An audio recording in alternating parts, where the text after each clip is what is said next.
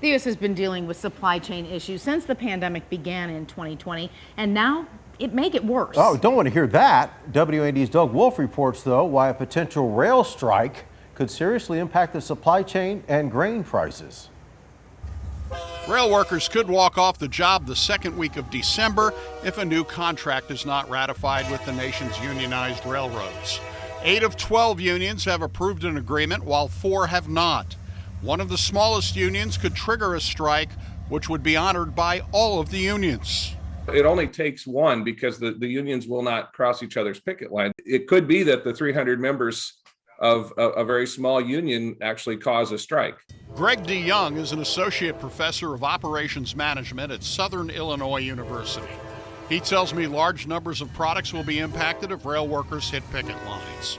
Everything from raw materials like coal to grain and other agricultural products to automobiles and on up the supply chain. Agriculture could be hit especially hard. When everything's working well, there are lots and lots of train cars coming to St. Louis, dropping off grain, which gets put on lots and lots of barges and heads south to New Orleans for export. A drought on the Mississippi River is impacting barge traffic.